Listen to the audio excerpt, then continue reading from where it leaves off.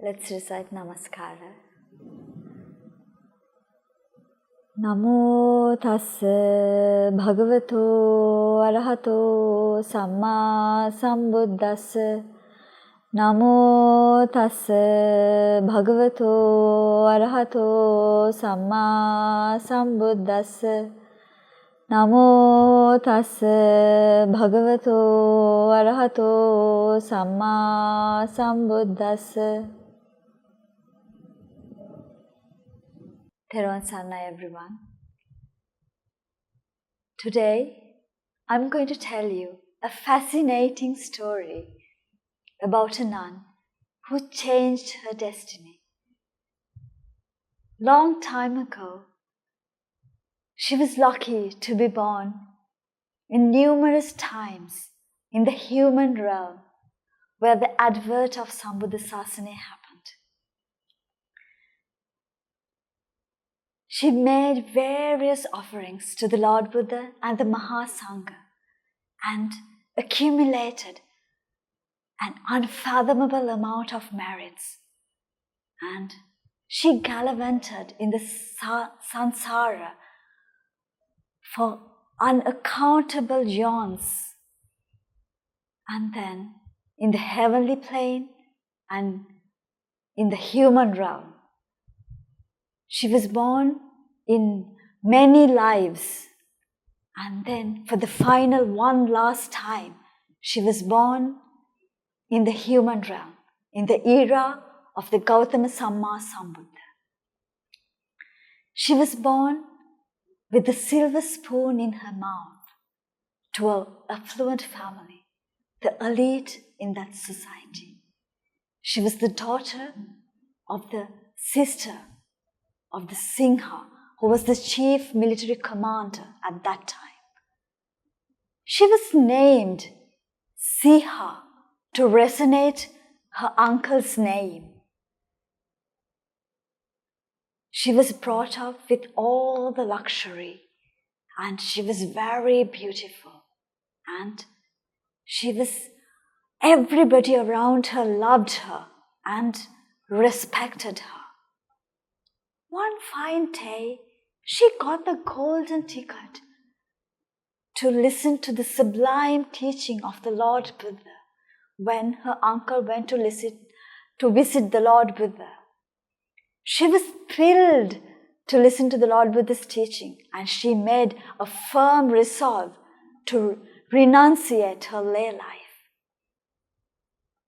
With the blessings and the permission of her parents, she renunciated her lay life.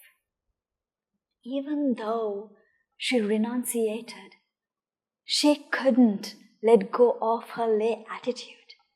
She always let her wild thoughts get the better of her. She thought of all the sensual pleasures. She thought about the sensual world all the time. Dear children, she was trapped in that sensual world. She thought of the delicious and succulent food that she could have in her lay life. She thought of the aroma. She almost felt that aroma. And then she thought of the music and symphonies that was so sweet to the ear. The orchestras, the finest musicians played, that she visited and enjoyed in her lay life. She remembered the way she danced away the nights and the way swaying her hands in the perfect formation and captivating anyone who watched her. She thought about the finest and silky clothing and expensive, precious diamonds and jewelry she used to wear. she couldn't let go of any of that. The fragrance, imagine she couldn't let go of even a fragrance. She thought of fragrance, the sweet flower insisted perfumes that she once missed herself with.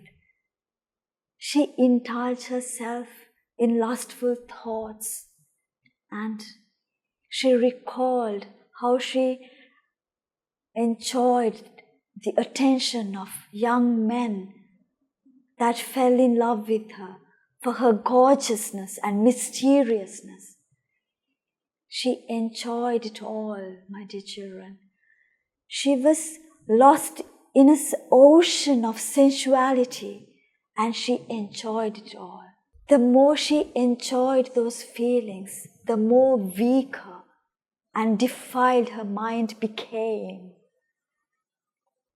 The more she thought about those, it conquered her mind. She was fighting a battle that she couldn't win. She spent her time dreamily and absent-mindedly. She couldn't concentrate about the surrounding. She didn't know what was happening around her because she was lost in her own little bubble. She was trapped, submerged and tangled in her own little world of pleasures. She put a puny effort, but she was lackadaisical to practice the path, whereas the other bhikkhunis were putting heart and soul to practice the path. The breeze of time flew by. The other bhikkhunis were practicing the path, and they were successful in achieving the noble fruits. But she was falling apart. She was laid back, and that hurt her.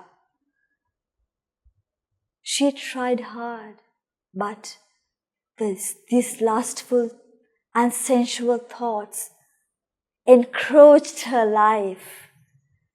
She didn't know what to do. She couldn't concentrate on Dhamma. She couldn't practice the Dhamma. She couldn't attain the state of samadhi. She started to feel that she was running a race that had already lost. Dear children, try to get into her shoes. Think about what was happening in her mind. She was trying to do something. She felt she has already lost inside of her, but she was trying to do something. But those lustful thoughts have encroached her mind already. She didn't know what to do. She became as thin as a rake. Her once beautiful and brightly lit face became sullen and gloomy. Her once soft and supple and radiant face, the complexion, became drained off. Even though she was alive, she was a dead body from the outside. She was fighting a battle that she felt she can't win.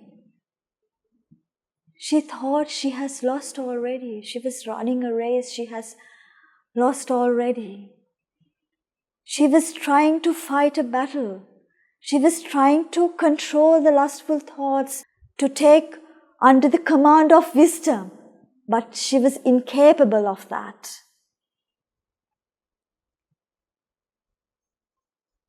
She was suffering immensely. She encountered a great deal of suffering. The worst part of it was She couldn't go to a teacher and reveal herself. She was suffering all by herself. She didn't have a teacher to tell her pain. Just imagine suffering all by herself. She's losing herself. She had countless times where she wanted to give up, leave. And there were countless times that she wanted to scream out loud. She suffered while everyone else was getting healed day after day, bathed in the river of pure Dhamma, whereas she was suffering for 7 long years. Can you imagine? She suffered for 7 long years continuously without achieving any state of samadhi. Dear children, she didn't give up. That's the greatest point. But it came to one point where she had to make a decision. Finally, she thought to herself, I can't live this sinful life anymore. I have lived this life for 7 years without any trace of improvement. I have to do something about it. Wearing this crimson robe and having completely a defiled mind and having lustful and sensual thoughts all the time.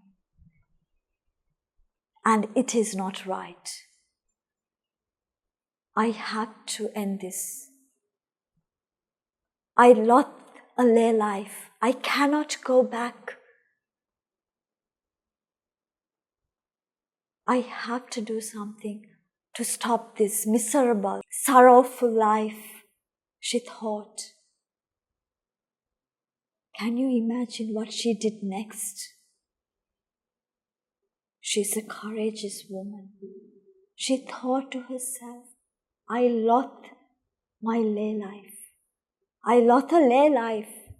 I cannot go back. Dear children, she had this perseverance.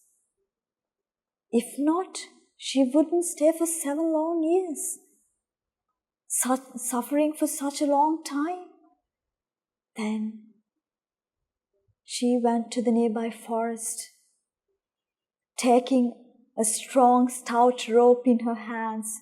She walked straight to the middle of the forest, stopped right in the middle of the forest, and with her trembling hands, put a knot with the rope and hang it on a tree.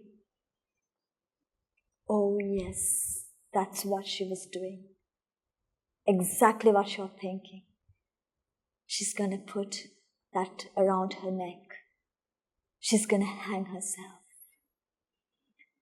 She's going to put an end to the suffering by hanging herself. She's going to hang herself now.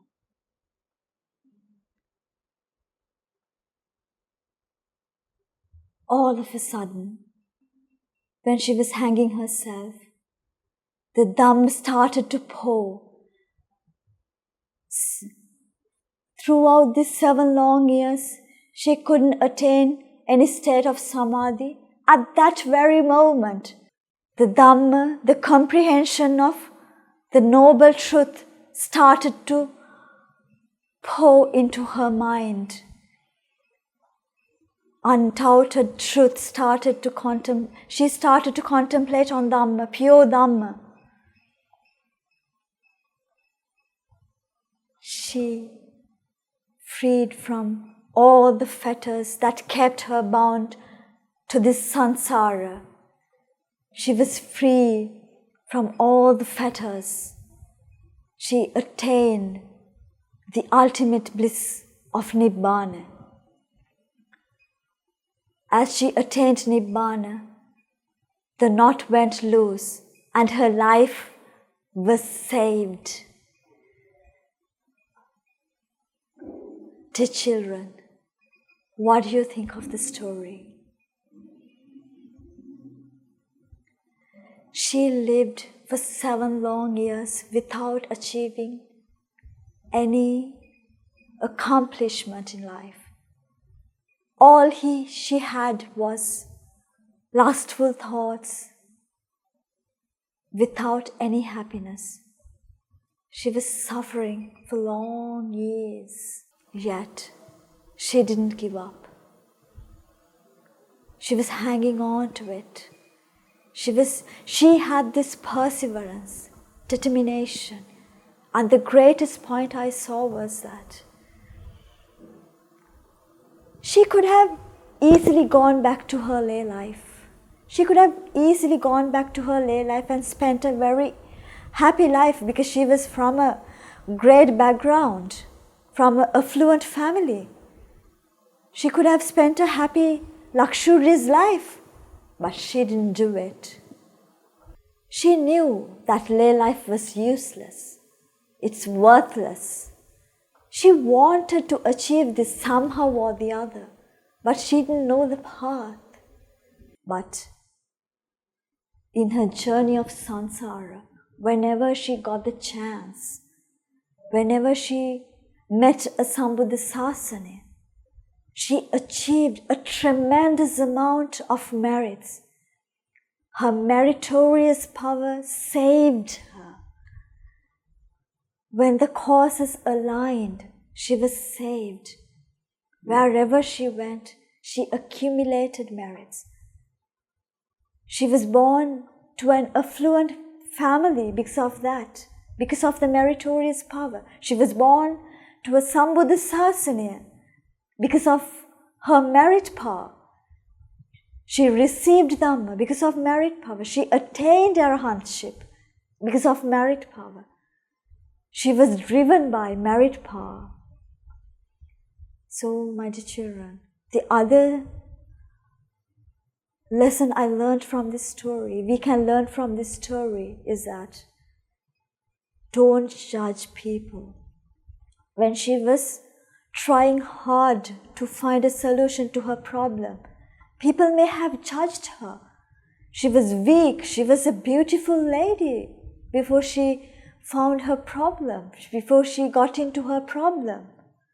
She was a very beautiful young lady, but she grew thinner day by day with her issue. She didn't know a way to get out of it. But people around her must have judged her. This is a beautiful saying, right? A book cannot be judged by its cover. Right? So we cannot judge anyone's destination. There might be other nuns who have achieved different state of fruits, noble fruits, but she achieved arahantship at once. She suffered for 7 long years and achieved arahantship at once. Without receiving different stages, she received the arahantship at once, my dear children. So you may find people like that. Maybe your siblings, maybe your friends, your relatives, anyone around you. I have heard there are world-renowned scientists who were very weak in their childhood, but they became world-renowned scientists later on. But in their childhood, they didn't perform well in their studies, but they became scientists. If they are not brainy, they are talented enough, how come if they're not talented enough, how come they become scientists? They became scientists because they were talented enough, they were brainy enough. But everyone has their time. We have heard this proverb, every dark cloud has a silver lining. So it takes time to see the silver lining. We have to give them the right time. We should not judge them by their weaknesses. We should accept them. We have to let them grow. It takes time to align the causes. So never judge them. Their merit power will drive them to the right direction. We have to wait and see, accept them as they are. So, dear children, this story teaches us a great lesson. I want you to accumulate as many merits you can achieve. Accumulate many merits as possible. That's what we can do. We have received a Sambuddha Sasana. Practice the path. Listen to sermons. Accumulate many merits as possible. That's all we can do. The causes will align when it happens. We don't know when it happens. Just like in the story of Seeha Theri. Let's do that. We can do it. We all can do it. Let's strive hard. Let's practice it. May the Noble Triple Gem be with you all.